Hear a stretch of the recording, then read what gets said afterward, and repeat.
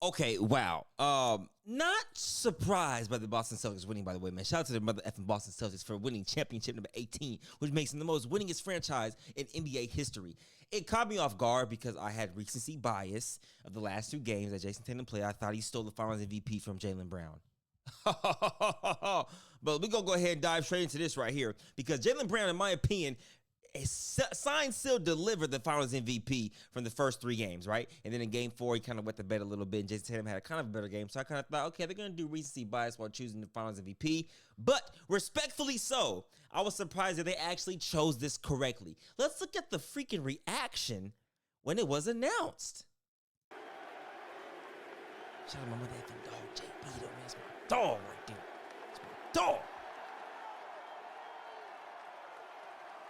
Smiling. Something must have said something to him over his shoulder. Now, watch his whole demeanor change. Head down. Head down. Head down. I'm not going to read much into that, though. I just think that's just coincidence. He probably was, like, hella happy, and then he probably was like, okay, I celebrated enough. Okay, now I'm back in the moment. We just won an NBA championship. So I don't think anything of that moment, by the way. People are going to overreact to that on social media. They're going to use that clip. That's going to be shown everywhere in the media for the next week or so. You best believe it, though. But Jason Tatum is due for a $315 million contract extension, making the highest paid player in NBA history, $63 million average per year. I'm speaking fast, so I'm excited, right? And I want to talk about my dog JB for a little bit. This picture was taken in 2019 when me and him did a horse video for House of Highlights when I had my own little horse show. And he's been showing love ever since then. So I met him back then in 2019, and he's been like just an amazing person to watch grow in this space, an amazing person to watch be successful in the NBA world. He deserves it, man. He deserves it. He deserves it. He deserves it. And since day one, he showed me nothing but love. So I'm returning the favor, showing him nothing but the utmost respect. I have nothing but the utmost respect for Jaylen Brown, bro. Congrats, my dog. Congrats on the Finals MVP.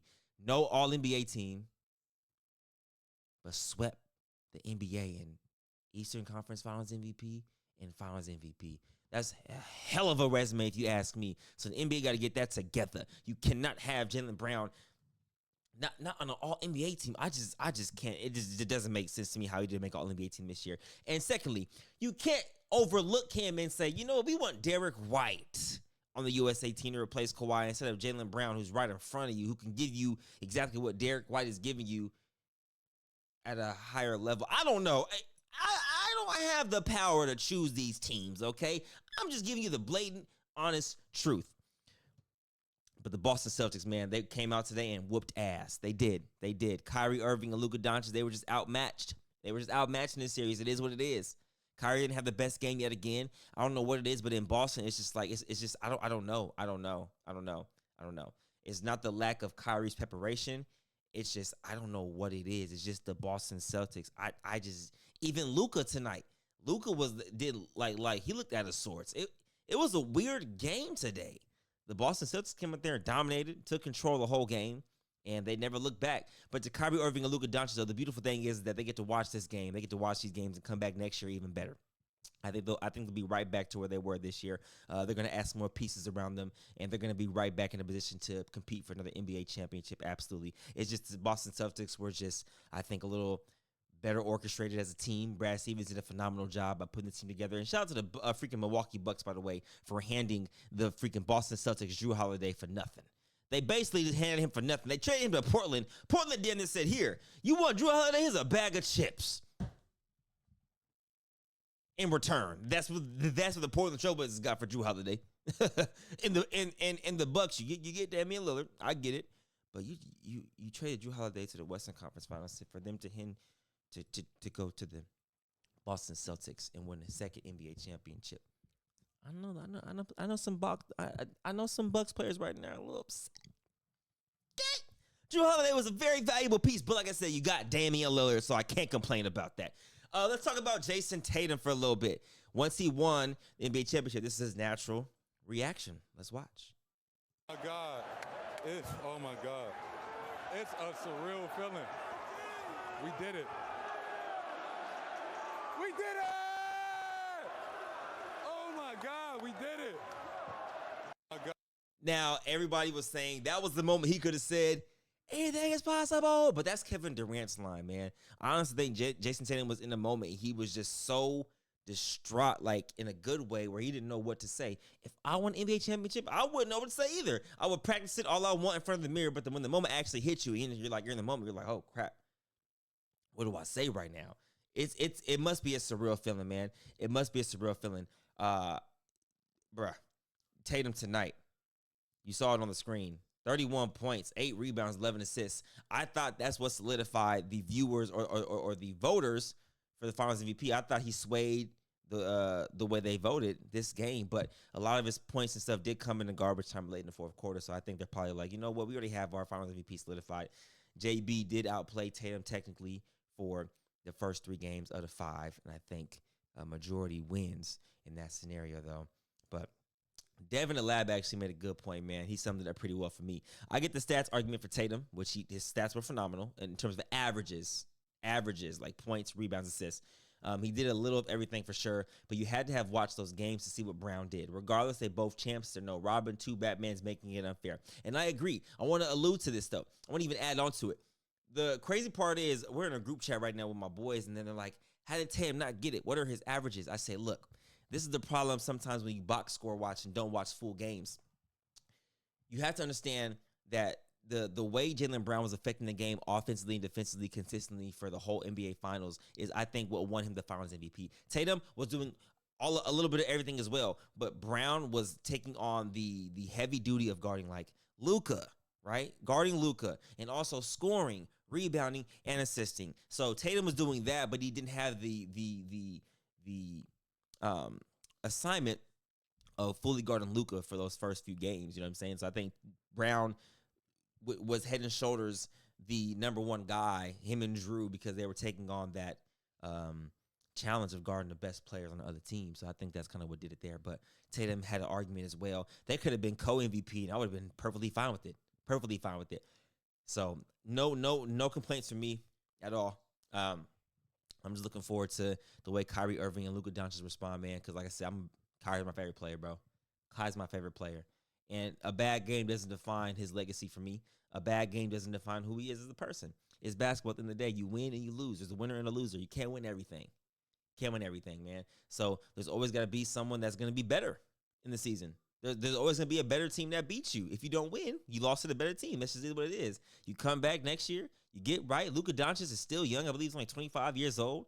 He has a lot of life left. Kyrie is still in his low 30s. You got Derek Lively, who's a rookie.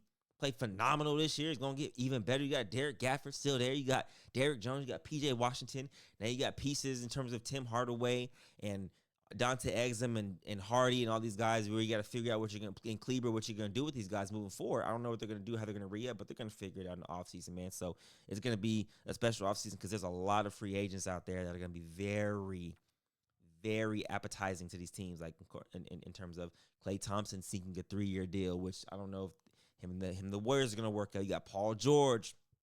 You got LeBron James. You got Kevin Durant. You got all these guys who could possibly be free agents, or if they're not free agents already, can opt out of their contracts. And it's going to be a box office summer for free agency. Box office. Okay? But, ladies and gentlemen, man, this has been one hell of the NBA season. Where do we go from here on this channel? First of all, hit that like button and subscribe. There's a lot of more content to do because now we're going to start doing some more IRL stuff. We're going to also talk about more sports, not just basketball. I love watching football, too. So we're going to talk about any and everything pretty much. I've already solidified that. I'm not going to just be a basketball channel, but I'm going to be predominantly a basketball channel, but it's going to be a sports talk show in its entirety. That's what I'm going to try to cover for you guys. So we still have NBA draft coming up. We have NBA Summer League coming up. We have preseason coming up, and then right back to the NBA season. So the NBA offseason moves pretty quick, and there's a lot of stuff to always talk about because the NBA is kind of year-round. And we have the Olympics coming up. So I'm excited. Shout out to the Boston Celtics yet again. You guys deserve it. Shout out to Drew Holiday for sure, man. I met Drew Holiday. I did a video shoot with him for Powerade real quick. I want to talk about this story real quick. A few years ago, and from the moment I met him, my best friend played with him in Milwaukee. So, we got talking about my boy DJ Wilson, and then we got talking about him in Milwaukee and how they won the NBA championship, how it was playing against Kyrie and Kevin Durant in the Nets series. Just a stand-up guy, bro. Like, No ego, walked in there by himself, you know what I'm saying? Was just there for the moment, enjoyed it. We did like a whole yoga class together. And yeah, so he, like I said, the way the Bucks did him, I think he didn't deserve that, which is why he got blessed with the opportunity to get another NBA championship under his belt. Man, he deserves it absolutely. And yeah, that's my spill for the day, man. Shout out to those guys. Love watching them play. They play a great brand of basketball. That's what won them the championship. Great brand of basketball. Even the Celtics owner came on and talked about how they played Celtics basketball through and through. It wasn't a one-man show. They went out there and dominated. Last thing I'm going to say, I know I keep saying this. I think the main culprit to why the Dallas Mavericks are struggling today, they kind of reverted. They stopped playing with pace. They stopped sharing the ball a little bit.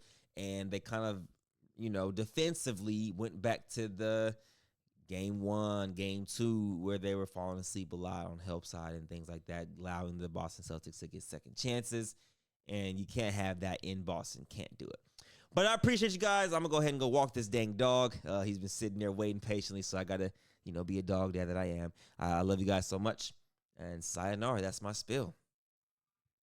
Congrats. What a hell of a season, man. Oh. You think I forgot? 2024, 2025 NBA champs. Light